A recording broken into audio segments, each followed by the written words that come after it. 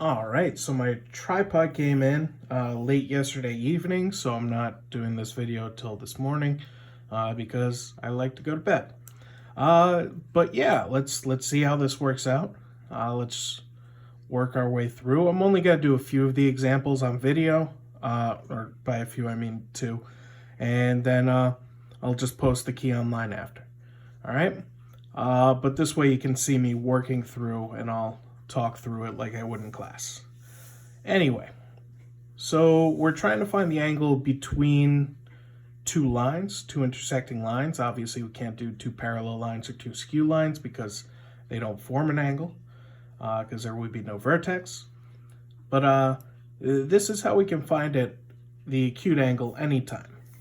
We can use this form, tangent theta, the angle in between, equals the absolute value of the difference of the slopes divided by 1 plus the product of the slopes. And if we do the absolute value, the result's always going to be positive, so it's going to be tangent inverse of a positive number. And when you do tangent inverse of a positive number, that's either quadrant 1 or quadrant 3. And we know it's going to be quadrant 1 because two intersecting lines either make obtuse or acute angles. And if there was quadrant 3, it would be an angle greater than 180. So we know it's going to be the quadrant 1 angle. So this helps us find it anytime we're looking for the acute angle. If we want the obtuse angle, we could just take the opposite, and that would give us the obtuse angle. But, so the first thing we want to do is we want to show that. I'm going to show that on the back. All right? So, we have two lines. All right? I'm just going to call that one L1 and that one L2. So that means this angle here is theta. All right, we're trying to show that tangent theta equals the absolute value of M1 minus M2 divided by 1 plus M1 times M2. So that's what we want to show. Well, I'll say M1 is the slope of L1. So it's y equals M1x. And L2 will be y equals M2x. It doesn't matter what the y-intercepts are because where the actual lines intersect, it's just a translation. If you have these two same slopes, they're still going to make the same angle whether they intersect at 0, 0 or they intersect at negative 5,000, 232. So that angle's not going to be the same because you're just literally translating these lines. No rotation, nothing else. Just literal translations if they maintain the same slope. So it doesn't matter where they intersect in the plane, it's just that they are intersecting in the plane and these two lines have these fixed slopes of M1 and M2. So, I'm going to make a horizontal line through our vertical, through our intersection, not through our vertical. Sorry. I'm going to drop down the right triangle here and drop down the right triangle here.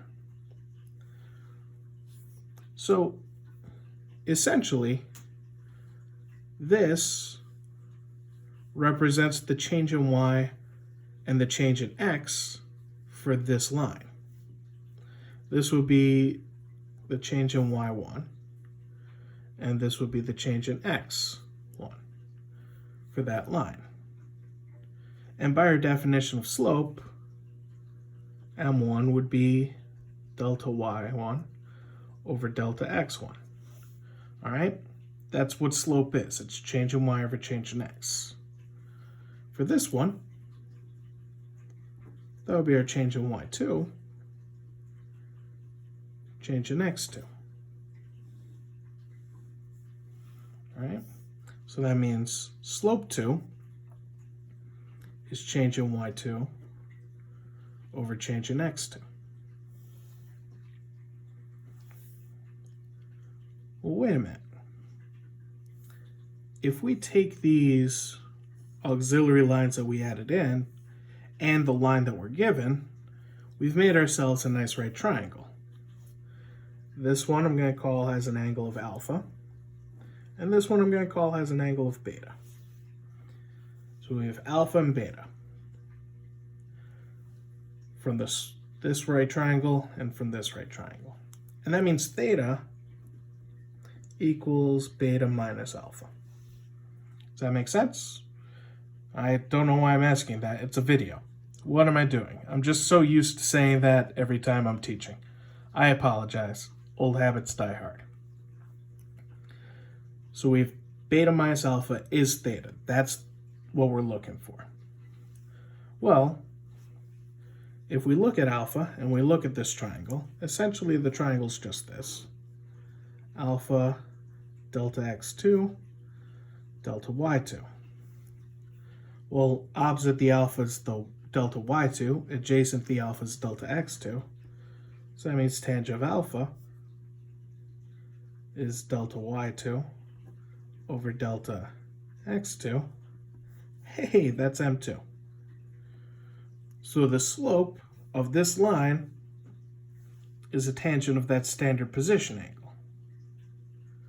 Right? And if we take this triangle, beta, delta x1, delta y1, we get the same relationship. Opposite over adjacent, so tangent of beta equals delta y1 over delta x1, which is m1. So we have this piece, we have this piece, and we have that piece. And we're trying to find this. So, okay. So tangent of theta would equal tangent of beta minus alpha, just by substituting. And hey, we know an identity for beta minus alpha, or tangent of beta minus alpha, I should say. It's tangent of the first minus the tangent of the second, divided by 1 plus the product of the tangents.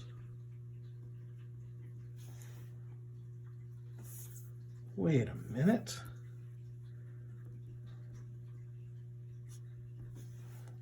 So that means tangent of theta,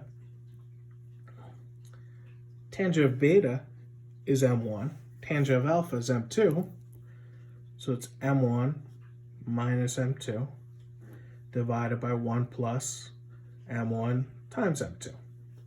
And if we want to maintain it as the acute angle, we would do the absolute value. If it didn't matter to us whether we want the acute or the obtuse angle, we could treat it either way. If you just left it as no absolute value, you would find either the acute or the obtuse. And if I specifically asked for the acute, you could just find the supplement. All right, so this checks out. That all works out. Not a formal proof, but we did show it. All right, so now we want to find the intersection of the two lines and the measure of the angle between the two lines.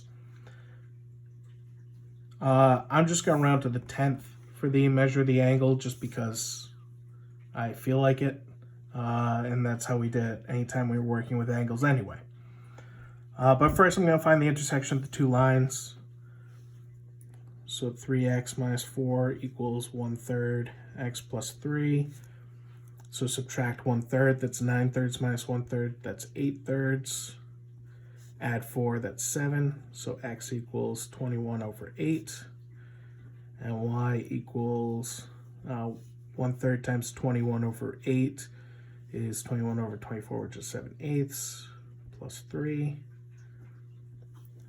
So that's 24/8 plus 7 is 31/8.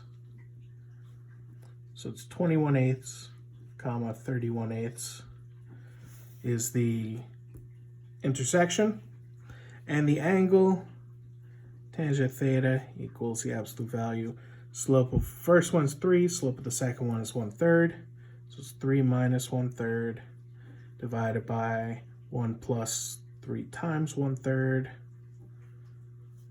That gives us something nice. 3 times 1/3 is 3. What am I saying? It's 1. It's 3 over 3. So 1 plus 1 is 2. 3 minus 1/3, we already did that one. It's 8/3. So it's 8/3 over 2, which is 4/3. And absolute value of 4/3 is 4/3. So tangent theta equals 4/3. So theta equals the tangent inverse of 4/3. That's not one of our unit circle values, so I'm just going to use my calculator. Give me a second.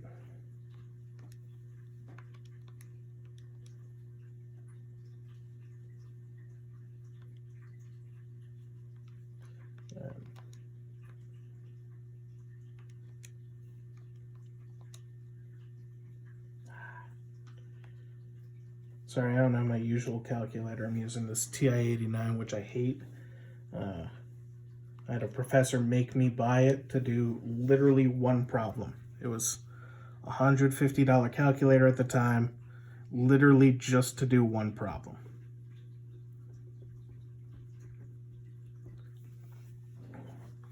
I could have bought a $7 program on my... Oh man, that's wrong.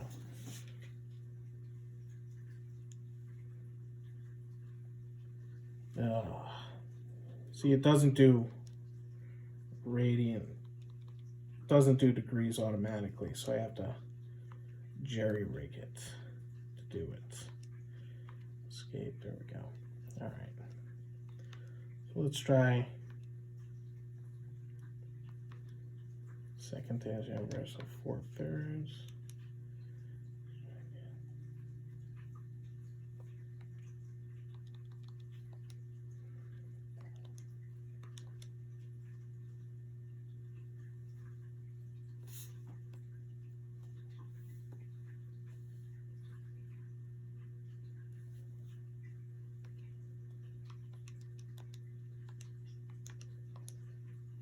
All right, that's better. 53.1 degrees. That makes more sense.